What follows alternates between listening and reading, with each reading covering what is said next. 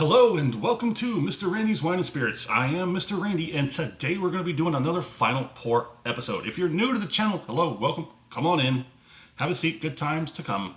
All my returning viewers, you know how we do, so let's shake a leg, shall we?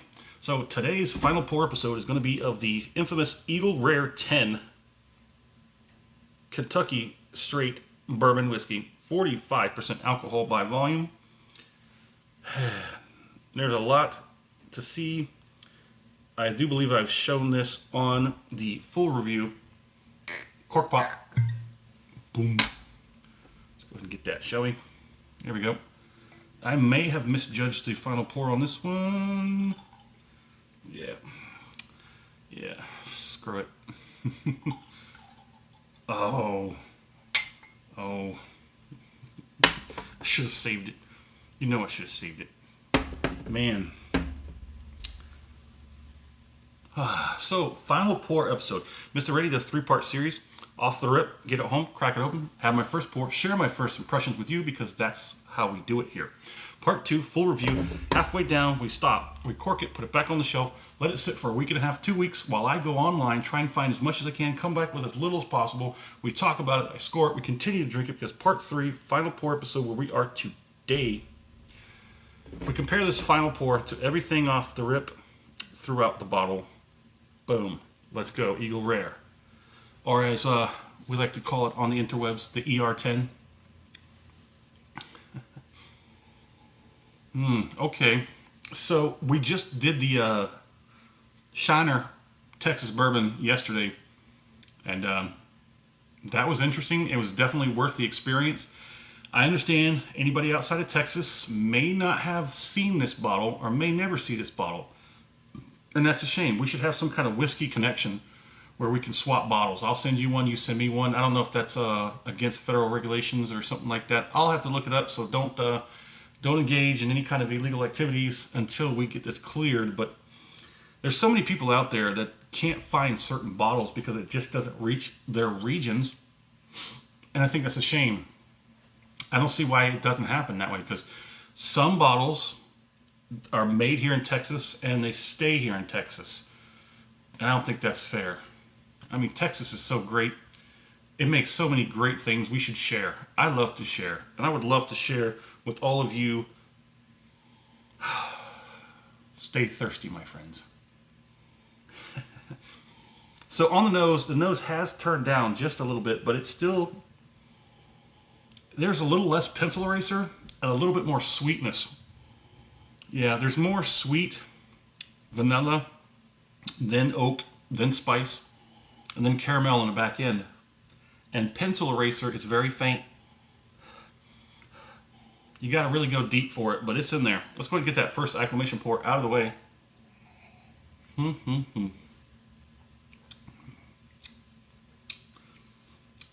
Yeah, so we just did the, sorry. I'm just going to start breaking up here in a second.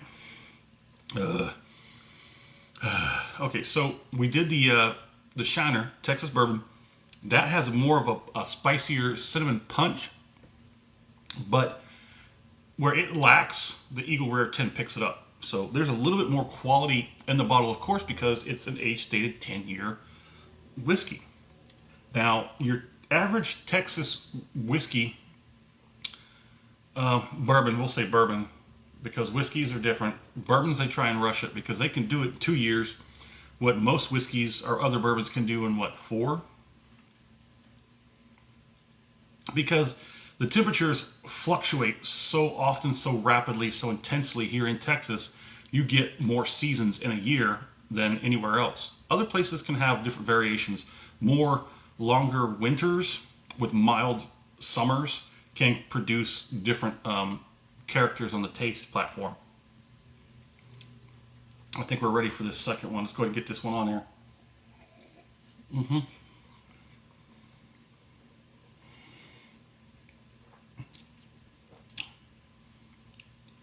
Yeah, look at that. That's some dang good viscosity. It does transfer well to the mouth. I'm getting a nice little mild to moderate spice punch up here. Mostly on the tip to the top of the tongue. just a slight bit on the roof of the mouth. That's actually nice. If you know Mr. Randy, you know he doesn't get much play on the roof of the mouth or the tongue for that matter. But this is giving me a little bit of both, and that's nice. More on the tongue, but yes. The cheeks are starting to come in. There's the heat in the back. Heat in the back has finally got turned up.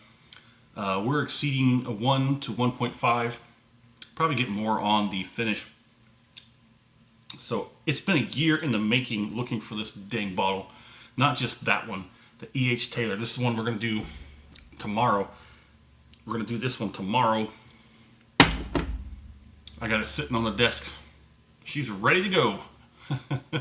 She's ready to go. Okay, ER10.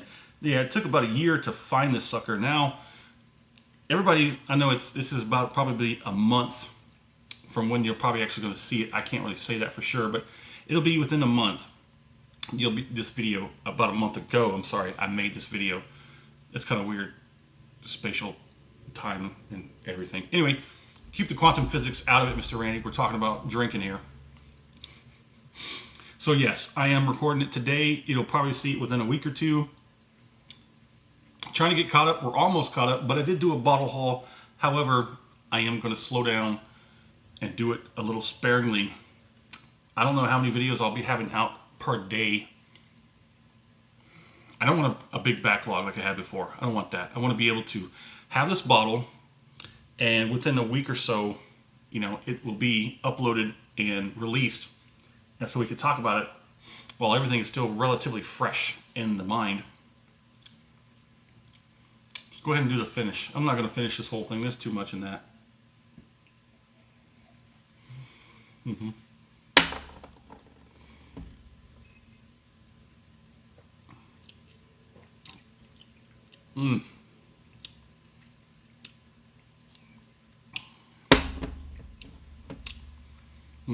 Eagle Rare 10. There's not as much rambunctious flavor as it was in the Shiner Texas Bourbon, but there's a little bit of easier smoothness to the Eagle Rare 10. Now, as I finish this bottle, I'm going to tell you that because I'm staring at this other bottle over here, I prefer this one over the Eagle Rare 10. However, the caveat must be taken that there is a 12. I have not seen it. Hopefully I will this year, because the industry, the bourbon industry, they say it's gone from boom to bankrupt. Some people can say that that is a good thing. I say it's a good thing because I got this, and there's a few more I can't really pull in right now, but bottles I never thought really existed because I've never seen them with my own eyes. And even if I did, hint, when I first saw them on the shelf, they were well over 100. This one I saw for like $300, and I was like, yeah, not happening. And then we saw this one for like 150, and I was like, yeah, that's not happening. And then they both came down to roughly about $100 for the bottles, and I still said no, because at that time my price point I think was like $60 to $70. And then we busted that open with those what do they call it? Compass box. Yeah, busted it open with some scotch. Scotch is always leading the way when it starts busting through barriers for Mr. Randy. So the finish on here, I still get a little bit of like that sweet, slightly cinnamon in the cheeks, and the back end has basically dropped down to barely on low. I liked it. I liked the experience. I was very thrilled to get the bottle. I was very thrilled to have it and to experience it. Now, for the average price on this, when it's available in your big box store like Specs or Total Wine or ABC, wherever, it depends on where you are, but these can be had for I think as low as $40 to $45 out the door. On average, I hear it's right around the 60 to 65 mark out the door. Don't pay any more than that. Don't pay any more than what I paid. What did I pay? I paid 70. I paid more for this Eagle Rare 10 than I did for this. I paid Uh, I paid over. This was like 75. I think that one was 65. I think it was 65. I don't have my notes. I think I already erased the notes. But yeah, I paid more for this one, and I like that one better. Now, granted, like I said, this usually starts off around 40, 45 out the door. That one about 60, 65 out the door was what I paid for that E.H. Taylor. And I like that one a lot better. But there it is. Did I do the thing already? I don't know. We'll do it again. If you liked the video, go ahead and give it a thumbs up. If you haven't subscribed to the channel, go ahead and do so. As soon as these videos get released, they come to you. Do me a favor in the comment section. I'd like to know what area you're in, what you're drinking currently, and if there's anything going on and around your area for libations, I'd like to know. Let's talk about it. And as always, thanks for stopping by here at Mr. Randy's Wine and Spirits. It was an experience, and I'm thankful for that experience. So if you have the chance to have the experience, I would suggest to do it. Other than that, we're done.